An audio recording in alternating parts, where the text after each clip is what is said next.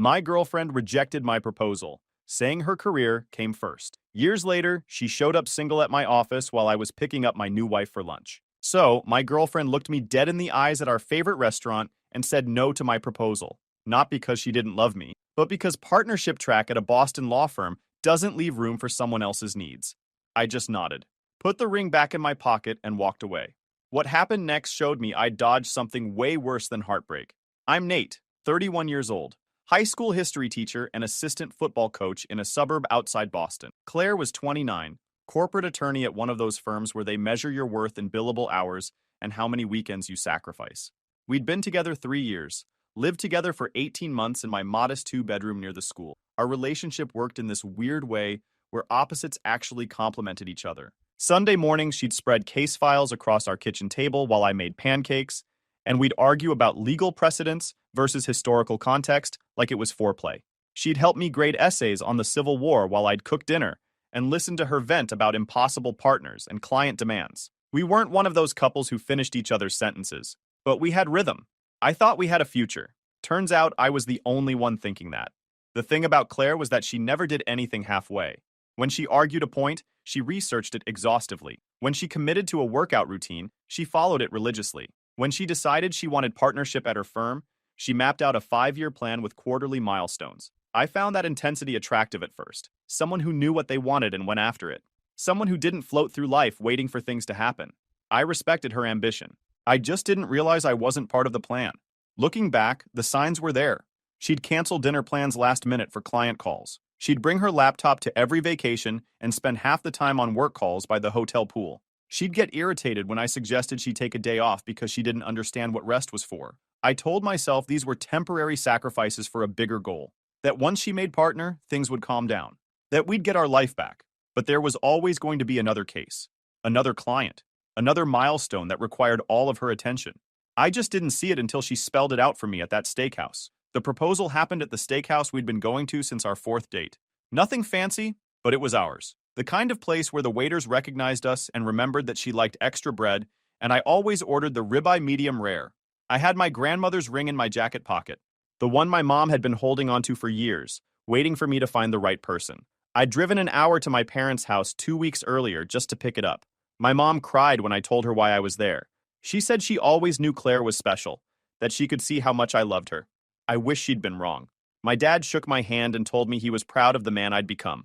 Said that finding someone to build a life with was the best decision he ever made. That my mother had been his rock through every hard time, every career setback, every family crisis. He told me that the right partner doesn't just make the good times better, they make the hard times survivable. I thought Claire was that person. I thought wrong. The waiter had just cleared our plates when I reached for the small velvet box. My heart was doing that nervous, excited thing where you know you're about to change everything. My palms were sweaty. I'd rehearsed what I was going to say maybe 50 times in the mirror that morning. I had this whole speech planned about building a life together, about partnership, about how I couldn't imagine my future without her in it. Then I saw her face change. It wasn't happiness or surprise. It was something closer to panic. Like I just told her the building was on fire. She asked what I was doing. Her voice had this edge I'd never heard before. Cold, almost clinical. Like I was a client presenting a bad contract instead of the man she'd shared a bed with for the past 18 months. I was already halfway out of my chair, box in hand, telling her I was asking her to marry me. The restaurant went quiet, in that way places do when someone notices a proposal happening. Every head turned. People were smiling, waiting for the beautiful moment. Some woman 3 tables over already had her phone out, ready to capture the magic. She looked at the ring, at me, at the ring again, and tears started forming. But they weren't the right kind of tears. These weren't happy tears. These were the tears you cry when you're about to do something you know is going to hurt someone. I can't, she whispered, loud enough that the couple next to us definitely heard. The woman with the phone lowered it slowly. I sat back down, feeling like I'd just been punched in the stomach by someone who apologized while doing it. The whole restaurant was watching now. I could feel their eyes on us, the secondhand embarrassment radiating from every direction. I asked her if it was can't or won't, keeping my voice steady even though everything inside me was collapsing. That's the thing they don't tell you about heartbreak. In the moment, you don't cry or scream. You just go numb. Your brain throws up this wall to protect you from processing what's actually happening. So I sat there, calm and controlled, asking clarifying questions like we were negotiating a lease. My voice didn't shake. My hands didn't tremble. I was a statue made of flesh, completely hollow inside, but perfectly composed on the outside. She took a shaky breath and laid it all out with the same clinical precision she used in contract negotiations. 80-hour weeks weren't optional. They were expected. Networking events, client dinners, emergency motions filed at midnight. The partners watched everything, judged everything, and marriage meant divided attention. She told me marriage was compromise, and I could see she'd thought about this before, probably rehearsed it. Just like I'd rehearsed my proposal, she'd rehearsed her rejection. That realization hit harder than anything else. She knew this was coming. She knew I was going to propose, and she came to dinner with her answer already prepared. It meant someone else's schedule, she continued, someone else's emergencies, someone else's family obligations. She couldn't afford that right now. Not if she wanted to make partner. She was on the partner track, she explained, the youngest associate ever seriously considered. This merger case coming up would make or break her career. She couldn't have distractions. She couldn't split her focus. The firm demanded everything, and she was willing to give it. The way she explained it made it sound so logical, so reasonable, like she was just being practical, like anyone in her position would make the same calculation. But the thing about logic is that it doesn't account for the human being sitting across from you with a ring in his pocket and his heart on the table. Logic doesn't care about Sunday morning pancakes or the way someone knows exactly how you like your coffee or 3 years of building something you thought was permanent. I tried every angle I could think of, sitting there with my grandmother's ring still in my hand like an idiot. Long engagement, no timeline. We could wait until after she made partner. I didn't need an answer right now. I just wanted to know she saw a future with me in it. No kids until she was ready. 5 years, 10 years, whatever she needed. She could keep her last name. We didn't have to change anything that mattered to her professionally. I wasn't trying to hold her back. I just wanted to be there. She shook her head at each suggestion, and I watched her attorney brain dismantle every compromise like she was marking up a contract with red ink. She called them band-aids, inadequate solutions to a fundamental incompatibility. She said I was asking her to choose, so she was choosing her career. The thing that got me wasn't the rejection itself. People get rejected all the time. It was how clearly she'd already made this decision. This wasn't a surprise proposal she needed time to think about. This was her drawing a line between what mattered most and what mattered less. I mattered less. I mattered less than billable hours and partnership tracks and corner offices. I put the ring box back in my pocket and signaled for the check. The waiter came over looking absolutely mortified. I don't think anyone in that restaurant was breathing. I didn't yell. Didn't try to change her mind. Didn't make a scene that would give the other diners something to talk about for weeks. Although, let's be honest, they were going to talk about it anyway. I thanked her for being honest, for not wasting more of my time. Those words came out of my mouth, but I barely remember thinking them. My brain was on autopilot. Her eyes went wide, like she'd expected me to fight harder, to beg, to prove my love through persistence. All those romantic comedies where the guy makes some grand gesture and the woman realizes she was wrong and runs into his arms. She expected that. She wanted that. Not because she wanted to say yes, but because it would validate that she was worth begging for. If I have to convince you to marry me, Claire, then you're not the person I should be marrying. Those were my exact words. I remember them because they surprised even me. Where that clarity came from in that moment, I still don't know. I paid the bill. The waiter didn't even make eye contact. I walked her to her car in the parking lot because even heartbroken, I was raised with manners. The night air was cold, February in Boston, the kind of cold that bites through your jacket and settles in your bones. I watched her sit in the driver's seat without starting the engine. Her hands were shaking on the steering wheel. I told her I hoped she made partner, that I really hoped it would be everything she needed it to be. I meant it. Even then, even feeling like my chest had been hollowed out with a melon baller, I meant it. She drove away, and I stood there in the parking lot of our steakhouse, watching her taillights disappear, understanding something fundamental about love. Sometimes loving someone means accepting that you're not what they need, even when you wish you were. I thought that was the end of our story. Clean break, mutual respect. Two people wanting different things from life. Sad? Sure, but mature. Adult. The kind of breakup you tell people about, and they nod and say at least you found out now instead of 10 years from now. But then her assistant called me 3 days later, accidentally meant to dial someone else in the office. During that confused 30-second conversation before we realized the mistake, I learned something that made my blood run cold. Claire had been on the phone with the senior partner at her firm the morning of our proposal, before we even got to the restaurant, before I'd even put on my jacket. She told him she was prepared to make difficult personal sacrifices to prove her commitment to the firm. He'd apparently asked if she had any personal entanglements that might interfere with the upcoming merger case, the one that would determine partnership track. She'd said no. She'd said no. before I even asked the question. The proposal wasn't a surprise that threw her off balance. It was an inconvenient confirmation of something she'd already decided to eliminate. I wasn't a person she loved but couldn't prioritize. I was an obstacle she'd already planned to remove. That realization changed everything about how I understood our ending. This wasn't a woman torn between love and ambition. This was a woman who'd already made her choice and was just waiting for the right moment to execute the exit strategy. I was a line item she'd already decided to cut from the budget. The anger I felt wasn't hot. It was cold. The kind of anger that doesn't make you want to throw things. It makes you want to delete someone from your life completely. Every photo, every memory, every piece of evidence that they ever existed. I didn't do that, but I wanted to. Instead, I just sat with the truth of what she'd done. Let it settle into my bones.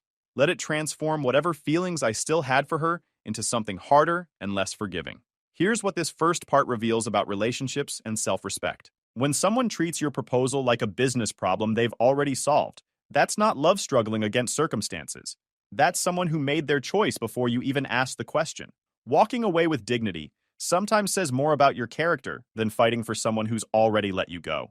Claire threw herself into work like someone running from a crime scene. Within a week of our breakup, she'd taken on the massive merger case her firm had been planning, the one that would make or break her partnership chances. 14-hour days became the norm, then 16. Then she stopped going home at all on weeknights, sleeping in the break room on the uncomfortable couch that smelled like old coffee and desperation. Our mutual friends started feeding me updates without me asking. The kind of concerned observations people share when they're watching someone self-destruct in slow motion. She was first in the office every morning, last to leave every night, sometimes sleeping on the couch in the conference room instead of going home to her expensive downtown apartment. Coffee from the vending machine. Take out sushi at her desk eaten cold because she kept forgetting about it until midnight. Her entire life compressed into billable hours and client meetings. One friend told me she'd handled 3 high-profile cases simultaneously. She flew to New York twice a week. Looked like she hadn't slept properly in months. Dark circles under her eyes. Lost 15 pounds she didn't have to lose. She was proving her dedication to people who measured human worth in spreadsheets. People who would replace her in a heartbeat if she died at her desk tomorrow. Meanwhile, I was falling apart in a completely different way. I couldn't stay in our apartment. Not with her coffee mug still in the cabinet, and her books on the shelf and the ghost of her rehearsing legal arguments in the shower every morning. That apartment was a museum of someone who decided I wasn't worth keeping. Every corner had a memory I didn't want anymore. She'd packed her things while I was at school one day, left her key on the kitchen counter with a note that just said, "Thanks for understanding." Like I'd done her a favor by getting my heart shattered. The emptiness hit harder than I expected. Not because I wanted her back. I didn't. The assistant's phone call had cured me of any romantic delusions, but because the space we'd built together suddenly felt like a crime scene, a place where something died. I handled it the way I handle most things, by pouring myself into work until there wasn't room left for feelings. Not exactly healthy, but effective in the short term. I started staying late at school, running extra study sessions for kids who were struggling, volunteering for every committee and event that needed supervision. I coached morning practices and afternoon practices, and helped organize the winter formal, and somehow ended up advising the debate team, even though that wasn't technically my job. The principal asked if everything was okay at home. I told her I just loved my work. She didn't believe me, but she also didn't push it. The students kept me going when I wanted to collapse. These kids who showed up every day with their own problems, parents going through divorces, financial stress, friends making bad decisions, they didn't care about my broken heart. They just needed someone to show up for them. And showing up for them gave me a reason to get out of bed when I didn't have one for myself. There was this one kid, Junior, started the year as a bench warmer with an attitude problem. His dad had just walked out and his mom was working double shifts just to keep the lights on. He came to practice angry every day, picked fights with teammates, talked back to coaches. Most people would have written him off as a lost cause. But I saw something in him that reminded me of myself at that age, that desperate need to prove you mattered to someone. So I kept showing up for him. Extra practice sessions, rides home when his mom couldn't pick him up, long conversations about life that had nothing to do with football. By the end of the season, he was starting varsity, got his grades up enough to qualify for a scholarship. He hugged me after the championship game and said I was the only adult who didn't give up on him. That moment meant more to me than any relationship ever could. That's when I realized maybe I was exactly where I was supposed to be. The school became my refuge. The students became my purpose. And somewhere in all that activity, I forgot to be miserable. Or at least I forgot to notice I was miserable. Same difference when you're in survival mode. One of my players mentioned it in the locker room after practice, not knowing I could hear him from around the corner. He told his teammate that coach seemed different lately, more intense, but in a good way. Like he actually saw them as people instead of just athletes running plays. That comment stuck with me because it was true. Losing Claire had stripped away some protective layer I didn't know I'd built, made me more present for everyone else because I had nothing left to save for myself. All that energy I'd been pouring into a relationship with no future could now go to kids who actually wanted to be there. Kids who appreciated showing up for them. I couldn't stay in our apartment long term, though, not with her absence screaming from every corner. I spent 3 weekends repainting the walls in colors she would have hated, warm earth tones instead of her preferred minimalist gray. I replaced the furniture we'd picked out together with stuff from estate sales and secondhand stores. Things that had history, but not our history. A leather armchair from an old man's estate, a coffee table from a family that was downsizing, pieces with stories that had nothing to do with Claire. I hung photos of my family, my team, trips I'd taken before we met, turning the space into something that belonged only to me. It was mine now, not ours, just mine. And that felt liberating in a way I hadn't expected. Our mutual friends drifted away naturally, not because of drama, but because staying neutral meant choosing distance. When you break up, people feel like they have to pick sides even when you tell them they don't. I didn't fight it, didn't try to maintain connections that required explaining or choosing. Sometimes healing means letting go of everything connected to the wound, even the good parts. About 9 months after the breakup, I heard through the grapevine that Claire made junior partner, youngest in her firm's history, exactly like she planned. Someone told me she celebrated alone in her downtown high-rise apartment with expensive takeout from that place she loved. No one to share it with because everyone who mattered was still at the office. She'd achieved her goal, and the hollowness of that victory wasn't lost on anyone. Watching her dating life became this pattern people noticed, but nobody mentioned directly. She went out with another attorney from a rival firm, someone equally successful and driven. Their relationship apparently operated like a business merger, scheduled dinners when calendars aligned, conversations about case strategy instead of emotions, intimacy planned around court deadlines. It lasted 4 months before dying of neglect. Neither of them fought for it. Neither of them noticed it ending until it was already gone. Then a surgeon who worked the same brutal hours she did. And according to mutual friends, they managed maybe 3 actual dates in 6 months, because someone always had an emergency. Their relationship was a series of rain checks and apologetic text messages. A relationship in name only. 2 people who liked the idea of being together, but never actually were together. I heard through the network that she'd started noticing something at firm events. Partners who brought their spouses and kids weren't the ones struggling. They were thriving. They left at reasonable hours for soccer games and recitals. Came back refreshed. Closed deals with clear heads. The ones working 100-hour weeks looked exhausted and made sloppy mistakes. Having something worth going home to didn't destroy ambition. It focused it. That realization seemed to shake something in her carefully constructed belief system. The whole foundation of why she'd rejected me was crumbling under the weight of actual evidence. I met Sophie at a school literacy program almost 2 years after everything fell apart. She was a children's librarian, volunteering her time to help struggling readers. And I was there supervising students who needed community service hours. She had this way of talking to kids that made them feel capable instead of broken, turning reading challenges into adventures instead of failures. The program met every Tuesday and Thursday after school. Kids from the elementary school across town would come to our library for tutoring. Most of them were a couple grade levels behind. Some had learning disabilities nobody had bothered to diagnose. Some just never had anyone at home who read with them. Sophie treated every single one of them like they were capable of greatness. Like struggling with a picture book today didn't mean anything about who they could become tomorrow. I watched her spend 40 minutes with a 3rd grader who couldn't get through a picture book, celebrating every successful word like it was a miracle, patient without being condescending, encouraging without being fake. And something in my chest unclenched for the first time in months. A knot I didn't even know was there started to loosen. She had dark hair that she kept in a messy braid, glasses she was constantly pushing up her nose, a laugh that was too loud for quiet libraries but perfect for everywhere else. She talked with her hands when she got excited about a book. She remembered every kid's name after meeting them once. She was nothing like Claire. And that turned out to be exactly what I needed. We started talking during breaks. Casual conversation that turned into coffee, that turned into actual dates where we did normal things like mini golf and farmers markets and used bookstores. Our first real date was at a secondhand bookstore, where we spent 3 hours recommending books to each other and forgot we were supposed to get dinner. We ended up eating pizza on a park bench at 9 o'clock at night, and it was the best date I'd ever been on. She came to my football games without being asked, learned all my players' names within 3 weeks, remembered their jersey numbers and their positions, and asked about the ones who seemed to be struggling. She made signs for big games, brought snacks for the team, became the unofficial team mom even though we weren't even engaged yet. She had dinner with my family and fit into the chaos like she'd always been there, helping my mom in the kitchen, debating book recommendations with my dad, playing cards with my younger sister like they were old friends. My family is loud and opinionated, and sometimes exhausting, but Sophie loved every minute of it. She said it reminded her of her own family growing up. Big dinners where everyone talked over each other and nobody minded. My mom pulled me aside after that second dinner. She said Sophie wasn't trying to impress anyone or change anything. She just found her place naturally, like puzzle pieces that actually fit. No forcing, no adjusting, just clicking into place like it was always supposed to happen.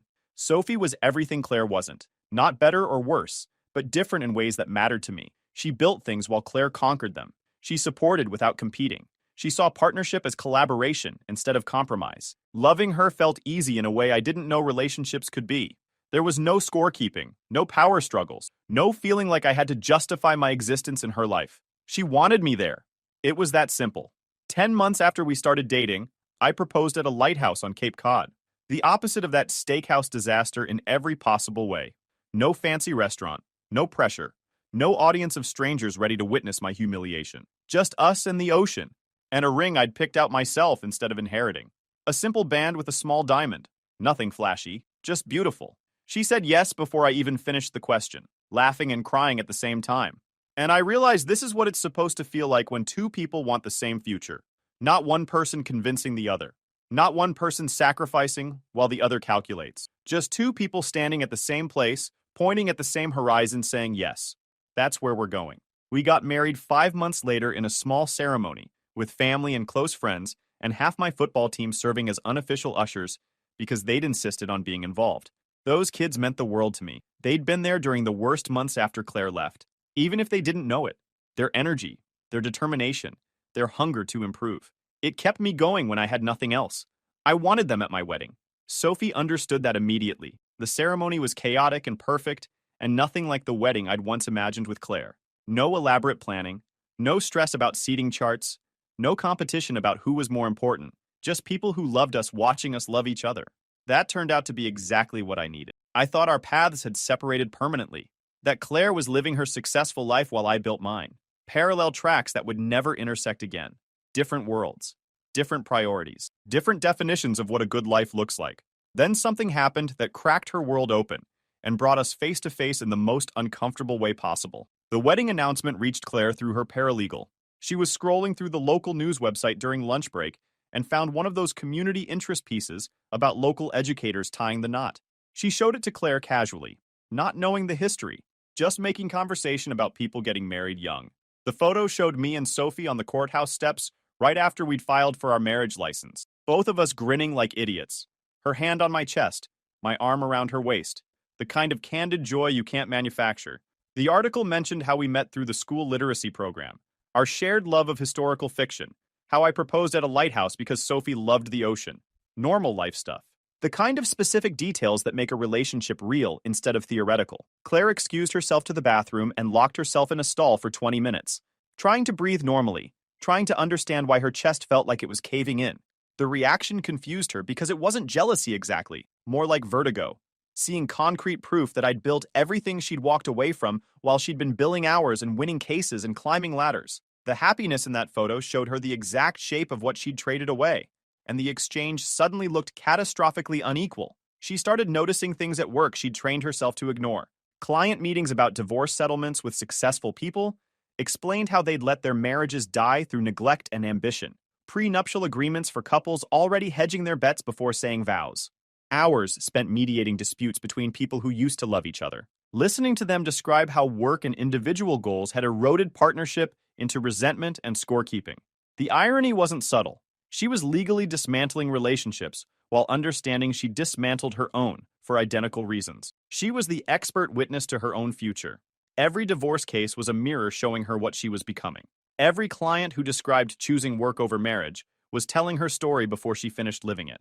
One case in particular destroyed something in her. A senior partner at another firm, whose wife was leaving after 30 years, sat in Claire's office and said his wife used to be his teammate in everything, that they built their success together until he started treating her like staff instead of a partner.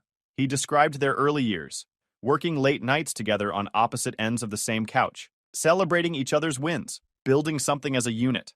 Then somewhere along the way, it shifted. He started seeing her as support staff instead of a partner, started making unilateral decisions about their life, started assuming she'd always be there because she always had been. He took her for granted until she decided being alone was better than being invisible.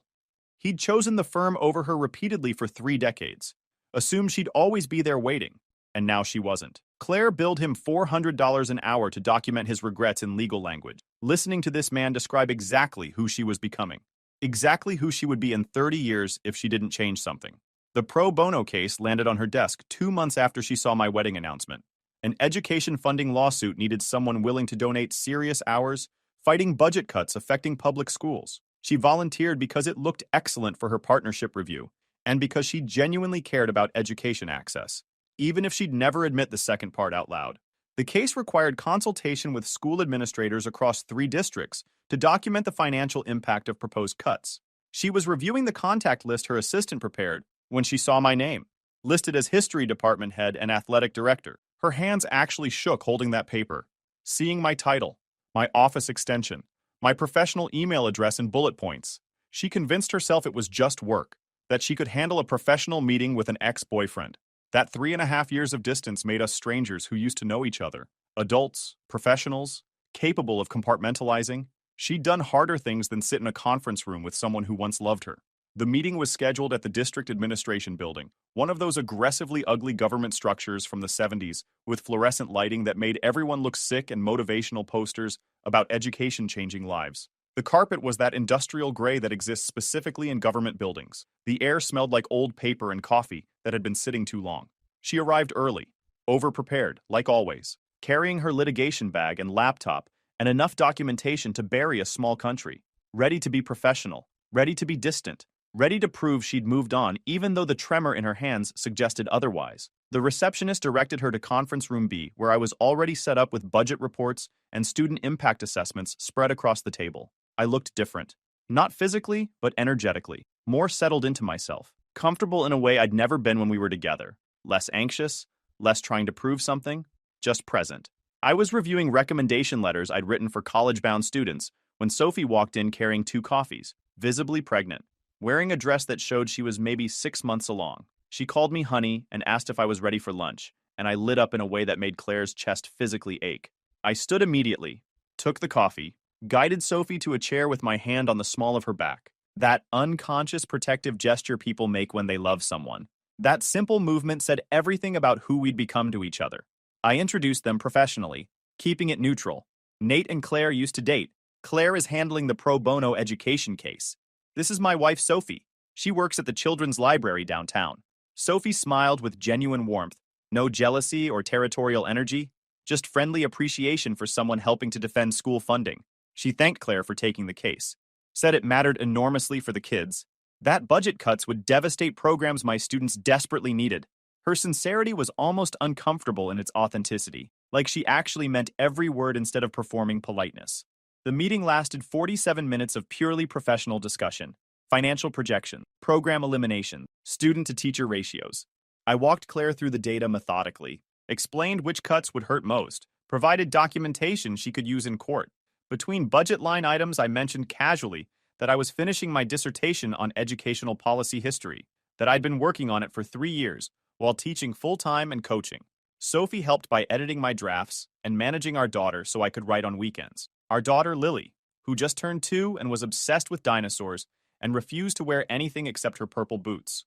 Claire asked about the pregnancy because social convention demanded it, and I told her we were hoping for another girl but honestly just wanted healthy, that Lily was already planning to be the best big sister in history. I don't know how I got this lucky, I said, showing her a photo on my phone of Lily covered in finger paint at daycare. Pure chaotic toddler joy frozen in pixels. That comment landed like a physical blow. Not because I meant it cruelly, but because the happiness was so completely genuine. I'd found everything Claire had convinced herself didn't exist. The partnership that enhanced instead of competed. The family that supported instead of drained. The life that felt full instead of empty. She drove back to her apartment in downtown Boston afterward, took the elevator to the 32nd floor, walked into her spotless high-rise with floor-to-ceiling windows overlooking the harbor. The view cost a fortune, and meant absolutely nothing to her in that moment. She sat on her designer couch and stared at the wall for 3 hours without moving. The education case went to trial 6 weeks later. Claire won. The school district got their funding restored. My students kept their programs. She sent me a professional email letting me know the outcome. I replied with a simple thank you. That was the last direct contact we ever had. But I kept hearing things through the grapevine. The mutual friends who drifted away during our breakup started reaching out again once word spread about the conference room meeting. They wanted to check on me, make sure I was okay, and they couldn't help but share what they knew about Claire. 2 months after the trial, she lost a major client. Missed a filing deadline because she'd been up for 72 hours straight, and her brain just stopped working. The senior partners called her into a meeting and told her she needed to get her life together, that she was becoming a liability instead of an asset. She'd never failed at anything in her life. This was her first taste of what burnout actually looked like. She took a week off, her first vacation in 4 years, went to her parents' house and slept for 3 days straight. Her mother told her she looked like a ghost. Her father asked when the last time was that she'd eaten a real meal. She couldn't remember. Meanwhile, Sophie and I welcomed our second daughter, named her Grace. She came into the world screaming at 2 in the morning and hasn't stopped talking since. Lily was obsessed with her baby sister from day one, kept trying to share her dinosaur toys with a newborn who couldn't even hold her head up yet.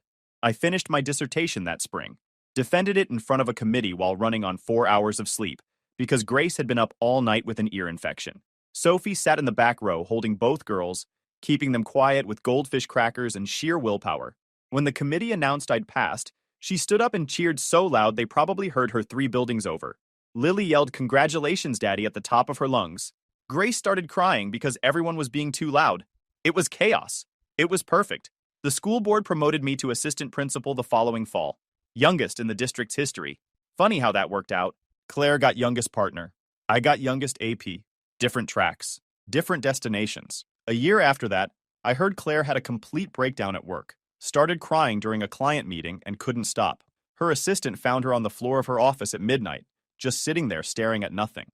The firm put her on indefinite leave, told her to take some time to figure things out. She resigned 3 months later, walked away from everything she'd sacrificed us for, sold the high-rise apartment, moved into a small place outside the city, started doing legal aid work for people who couldn't afford attorneys, made a quarter of what she used to make, worked normal hours for the first time in her adult life. One of our mutual friends ran into her at a coffee shop about 6 months after she quit the firm. Said she looked different, softer somehow, less like a weapon and more like a person. She asked about me. The friend told her I was good, really good. 3 kids now, still teaching, still coaching, still happy. Claire nodded and said she was glad, that she'd been thinking about things, that she'd made a lot of mistakes she couldn't take back, but she was trying to build something different now, something smaller but more real. I don't know if she ever found what she was looking for. We don't run in the same circles anymore, but I hope she did. Not because I'm some kind of saint, because holding on to anger is exhausting, and I've got better things to do with my energy, like teaching my son to throw a football, like reading bedtime stories until my voice goes hoarse, like falling asleep on the couch with Sophie while some kid's movie plays in the background. Sophie and I have 3 kids now. Lily just turned 7 and still refuses to wear anything except clothes with dinosaurs on them. Grace is 4 and wants to be a librarian like Mommy. Our son Jack is 2 and thinks everything is hilarious, especially the word banana for some reason. Guys, we are so close to hit 100,000 subscribers on this channel. If you are not subscribed to the channel, please consider subscribing. It really helps hit that 100,000 mark. Thanks for making this dream come true.